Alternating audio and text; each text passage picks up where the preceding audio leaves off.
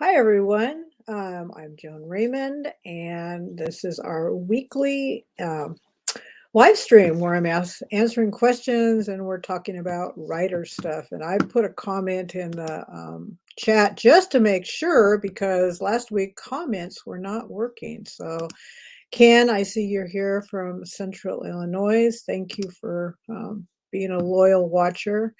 Um, Anka is here. Hi, Anka. And let us know where you're watching from. I know that there's some people from Bakersfield area, and there's people all over the United States that are possibly watching. So it's always good to kind of just say hi to everybody. So first of all, welcome, welcome also to the replay watchers. I appreciate you watching just as, because I know today, I mean, it's the afternoon, not everybody can make it on time, but I do appreciate you watching. Happy November 1st.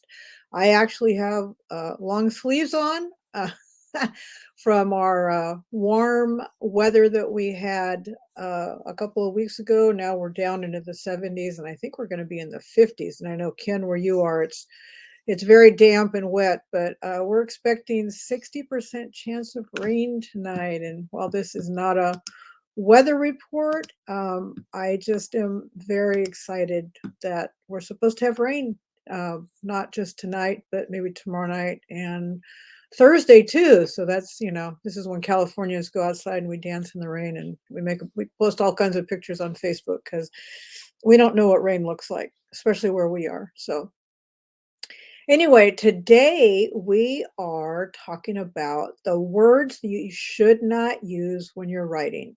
These are also known as filler words. And I'm going to challenge you after I give you this list of words that you go through your writing, that you do a find in your word processing. There's a way to go in and hit find, and you can see if you've used these words, because I know I use them. And going back to the comments here. Oh, yes. Happy start of NaNoWriMo for anyone that is taking on the challenge to write 50,000 words during the month of November. Happy start. Happy, good, best of success to you. I've tried a couple times, and it seems like Thanksgiving week just always throws me. We have family come into town, and then I stop writing for a couple days, and somehow I never get my momentum back. So, but anybody that does it, my hat's off to you. My writing hat is off to you, because I know it's not easy to do 1,600 words a day, but it can be done. It's very doable. So the words that we're talking about today are words that most likely we all use when we're talking and or writing an email or whatever. I mean, they're just there. And so they come into conversations, they come into dialogue when we're writing with our characters. So remember, these words are unnecessary. They're filler words. And they are very, very easy to use. So let's get started.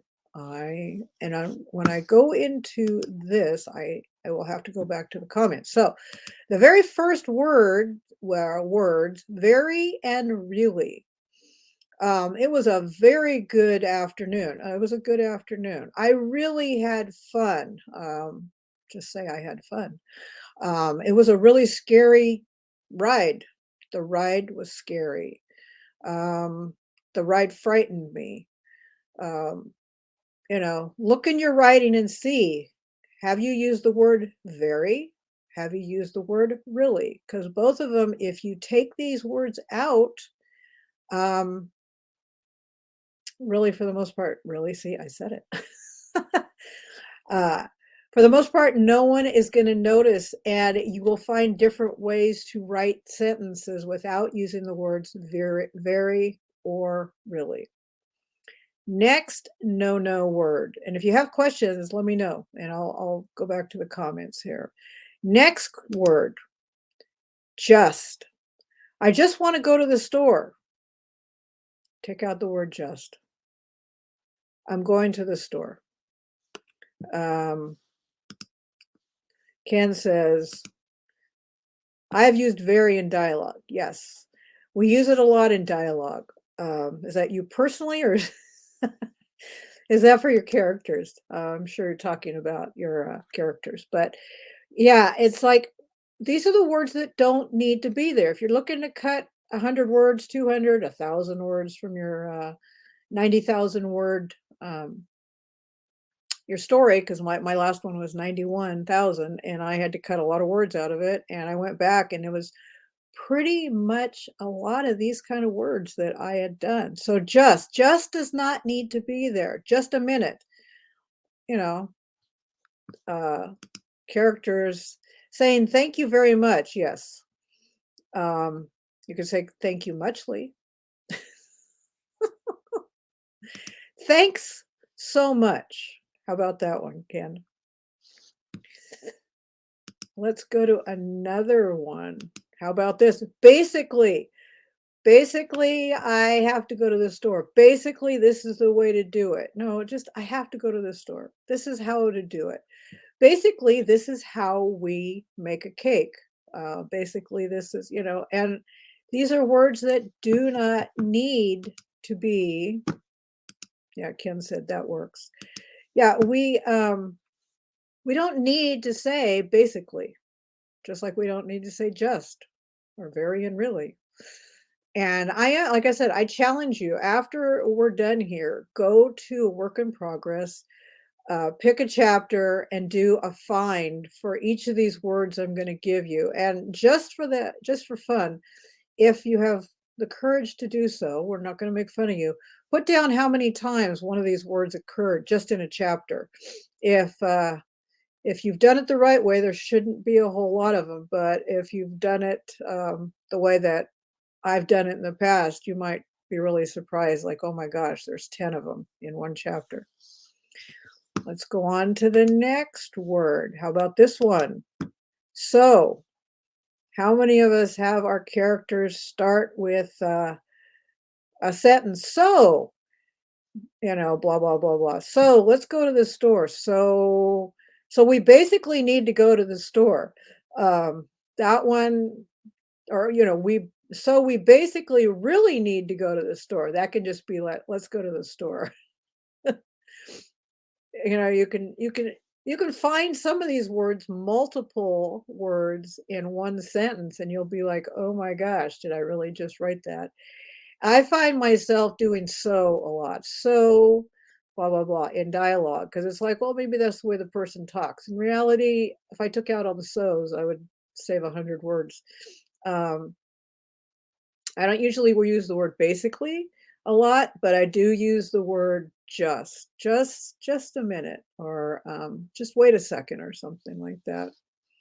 So no more so's. I mean, yes, you can use these sparingly, but really, really, see, just try not to use them as much. Next one, that. Okay, that is a big offender. That you will find in a lot of your writing. I find it in mine.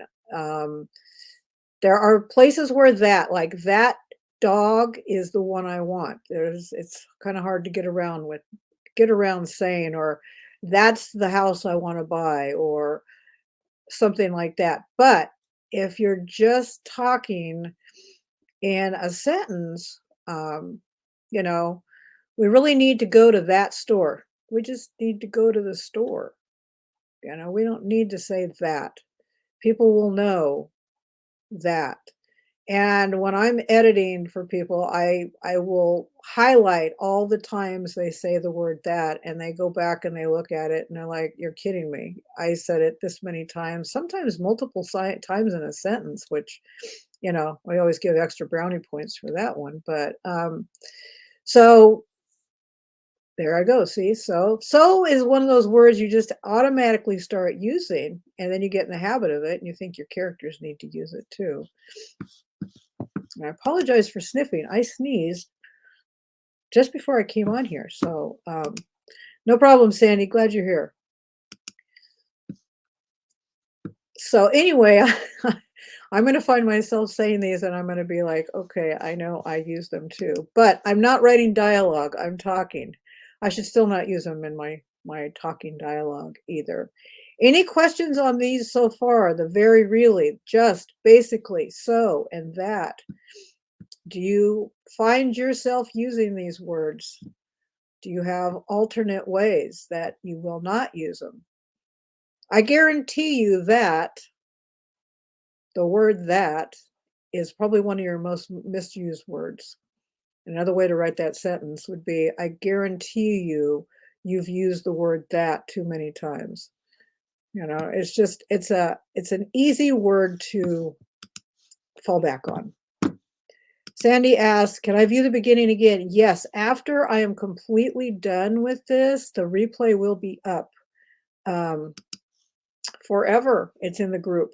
So you will be able to see it in the group, and it'll be in the feed. I'm also, at some point, I'm going to go and take all of the live streams that I've done and put them, there's guides, and I'm going to put them in a guide, but they're not there yet. They're just, if you look on the very top where the pin posts are, all of my live streams are up there for the last, I don't know, at least 4 weeks. So you can look up at the top where there's pinned like announcements and whatnot, and all of them will be there. So there you go. So see, all right, let's go on to the next word or words. Start and begin. I have a tendency to use these two words. Let's start.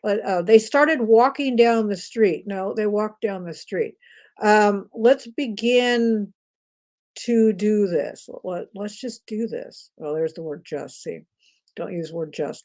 A lot of times writers will want to give that extra word, the start begin word. And it's so easy to do. Ken says, I have, so did appear a time or two in chapter 2. Yeah. See, you're going to find it. And then all of a sudden you're going to be like, oops. I am guilty. You hold up this hand. And I am guilty of the words that I should not use. Now, I will say, this is important to tell you, that you can use these words occasionally, but you're going to find out if you sprinkle these all through your writing that that all of a sudden they don't need to be there. Really, really doesn't need to be there. Just doesn't need to be there. Basically, so that and start begin. And once you see them, you'll be like, ugh, did I really use that one that much? Yes. All right. Everybody ready for the last one? And there's like 30 words. I mean, I've known these words just because of all the editing I do. But just for fun, I looked it up, and they have a list of like 42 words you should really avoid in your writing. And I'm not going to give you 42 words. If you want to Google it, Google it. But these are the basic words that should be avoided at all costs. Last one, down and up. I sat down on the couch. I sat on the couch. I got up from the chair. I got out of the chair. You don't have to tell us you're getting up out of bed. I got out of bed. I used to do this. I would always say my character sat down. No, the character sat. The character sat, so and so sat down in a chair. No, they sat in a chair. It's just easier. I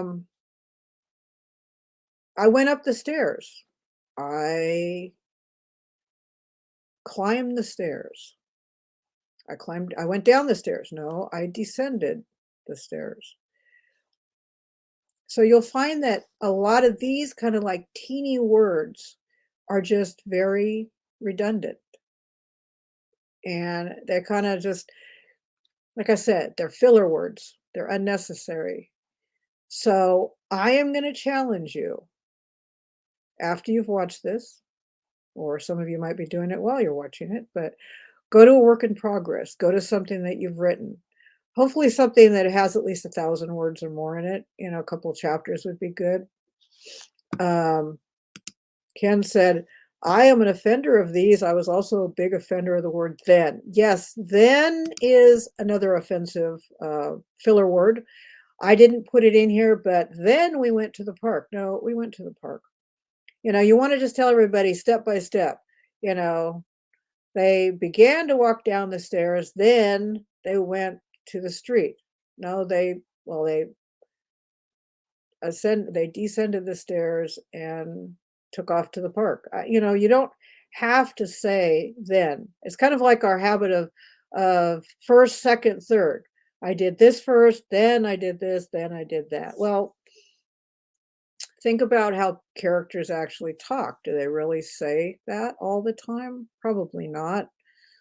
Um, you know, we just got to be careful. And like I said, once you start looking it up, yep, climbing up into the cab, yes, which would be like a truck.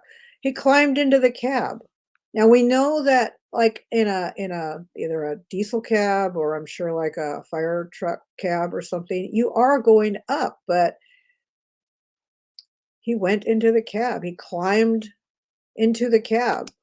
If a person knows what the cab looks like, they're going to assume that they're climbing up. Now, if he went into a hole, um, he climbed down. Well, let's see. So you would have to distinguish, like if they're going up or down a ladder. But if you lay a ladder against the house and you're going to get tired of using the word ascended. He ascended the ladder into the house. So yeah, he climbed up the ladder. That's okay. Or he, carrying something, he climbed down the stairs. But for the most part, you don't need to say that your character stood up or sat down. Um, they put the packages down on the table. No, they put the packages on the table. They, trying to think of some other examples. If you have some, let me know. Um, but you can see that these words really aren't necessary. So does anybody have any other questions?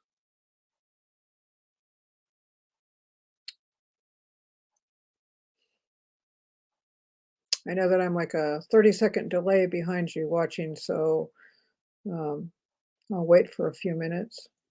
But like I said, I'm going to challenge you to be aware because these words are very easy to use. I'm also going to challenge you to use if you use Word or whatever word processing program you use, do a find. Don't do a replace, just do a find, and see how many times you've used these words. And I'll do the same thing. I'll post my list of how many. Um, like Ken, you said you have then, so you can show us how many or tell us how many times you used then. But um, yes, you use. Oops, sorry, I tried to do that. We use ladders a lot when on scenes of a fire. Yes, I'm sure you do because you have to get up into a house, on an attic. I mean, on a roof, go into an attic or something. But if you lean, so if you said something like, you know, fire person Bob leaned the ladder against the house and climbed to the roof, would you really have to say he climbed up the ladder? I mean, we're going to assume if he's going to the roof that he's climbing up. I think there's some places where it's understood. It doesn't need to be spelled out. There might be other times. Um, Ken says, I have had the editing programs trying to add out the ly words like real. Yes, those are the infamous ly words, the adverbs. He climbed quickly. Excuse me, all of a sudden I'm losing my voice. Um, but yes, I'm taking a cough drop here really quick. See, I said quick instead of quickly.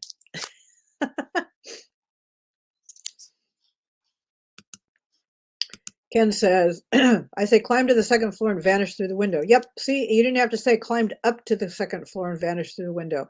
Your reader's going to automatically understand that if they climbed to the second floor and vanished through the window, they went up.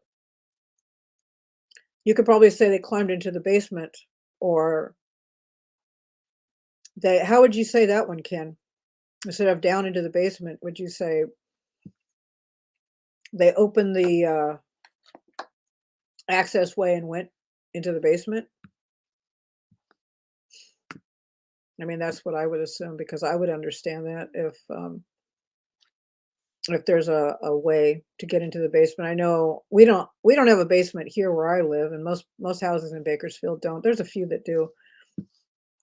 But when I went to Minnesota to my cousin's house, they all had basements, and then there was like a door in the kitchen, and they would open the door and then just walk down the stairs to the basement. But theirs were all like amazing rooms. It was like my one uncle had a piano down there and all kinds of musical equipment. Yeah, Sandy says he took the stairs into the basement. That would be good. Yeah, he took the stairs into the basement. And there you didn't have to say he took the stairs down into the basement because a lot of people would say he took the stairs down into the basement. Well, where obviously a basement is below. Ken said you could say crawled through the window. Yes. The thing is if you're not using these words, it causes you to be a little more creative. It exercises your creative muscles and causes you to think of other words instead of the filler words that you rely on. Any other questions before we wrap this up today? And like I said, I'm going to challenge you to go through a work in progress and write down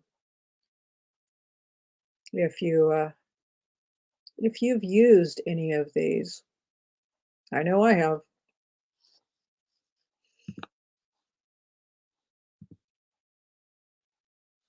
I'm waiting to see if there's any more comments. I hope this has been helpful. Remember, if you have questions about writing, you have things that you want me to go over during these lives, I am more than willing to research something or um, do a live stream on it because I want to make live streams that are pertinent to you, that are going to help you in your writing. I can come up with a lot of ideas, but Ken says, breathing fresh air, Tom led the way through the door and vanished into the smoky abyss.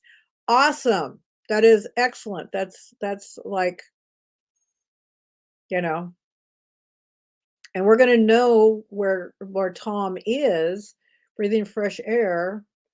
Um, so that would be his last breath of fresh air, probably, if he's going through the door and vanishing into the smoky abyss. He's going into the house. We don't even need to know that he's going into the house at that point because we know if he's smoking, if he's breathing fresh air, then he's breathing smoky air. He's not outside. And Ken said, yes, thank a lot. Thank you. But yes, any ideas? Like, we've done characters so far. We've talked about description. We've talked about emotions in writing. I know this one's a big one, the words you're not supposed to use. So just let me know. Oh, he's wearing an air pack. Okay. So that's where he's getting his fresh air from. Awesome.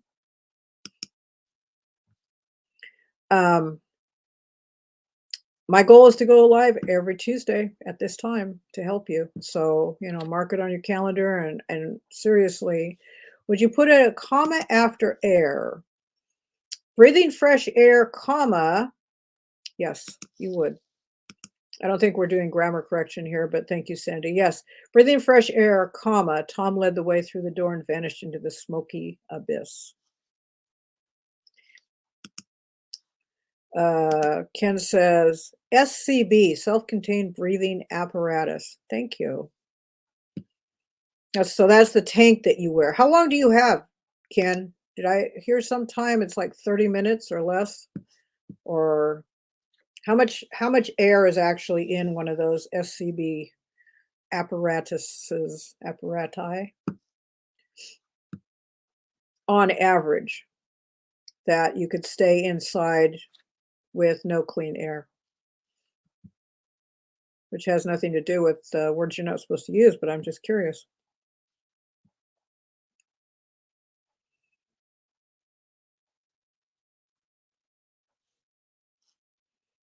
waiting for him to answer.